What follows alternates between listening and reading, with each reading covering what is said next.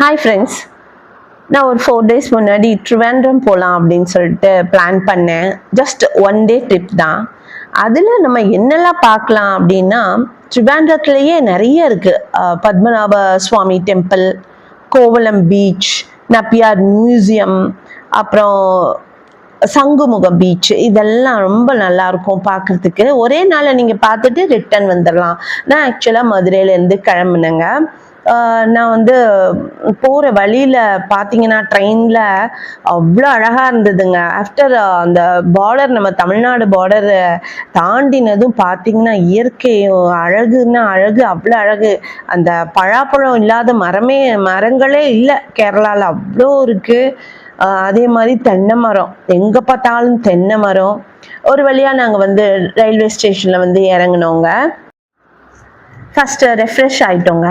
ஒரு auto man வந்து நாங்கள் பிக் பண்ணிக்கிட்டோம். அவருக்கு நல்ல தமிழ் தெரிஞ்சுது. ஃபஸ்ட்டு நாங்கள் பார்க்க போனது என்னதுன்னா, மில்ட்ரி கணபதின்னு சொல்கிறாங்க அந்த கோயில். ரொம்ப ஃபேமஸ். நல்ல அழகாக பாட்டெல்லாம் போட்டிருந்தாங்க மலையாளத்தில். ரொம்ப டிவைனாக இருந்தது. அந்த கோயில் வந்து 500 ஆண்டுகளுக்கு முன்னாடி பழமையானதான். இதுதாங்க அந்த கோயில். அது ஃப்ரண்ட்ல நாங்கள் ஃபோட்டோ எடுத்துக்கிட்டோம்.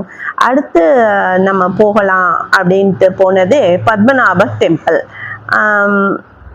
அவ்வளோ ஒரு பாசிட்டிவ் வைப்புங்க, மந்திரம் ஒழிச்சுட்டே இருந்தது. இந்த கோயில் வந்து 1750ஆம் ஆண்டு அரசர் திருவிதாங்கூர் அப்படிங்கிற மார்த்தாண்டவர்மாங்கிறவர் தான் இந்த பத்மநாப சுவாமி கோயிலை சமர்ப்பித்தாராம்.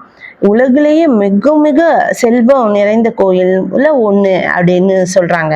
அடுத்து நாங்கள் பார்க்க போனது பகவதி அம்மன் கோயிலுக்கு போயிருந்தோங்க. இது வந்து பெண்களோட சபரிமலை அப்படின்னு சொல்றாங்க.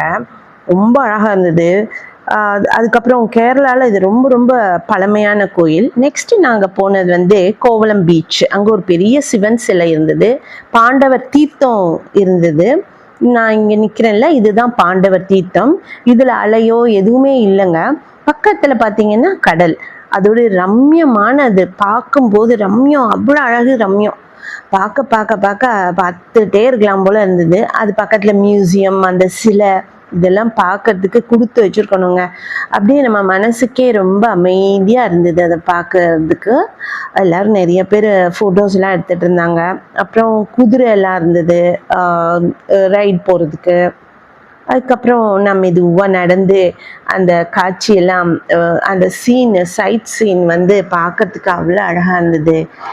எந்த யோசனையும் இல்லை, அந்த இயற்கையை பார்க்கறது மட்டும்தான். அதை பார்த்துட்டே இருந்தேன். ரொம்ப ரொம்ப பிடிச்சது. நீல வானமும் முடிவில்லா கடலும் ஒன்றாக இணைந்து இயற்கையின் அற்புத அழகை வெளிப்படுத்தின. அதை பார்க்கறதுக்கு கண்ணு 2 போதாதுங்க. இந்த வீடியோ உங்களுக்கு பிடிச்சிருந்தா மறக்காம லைக் பண்ணுங்க.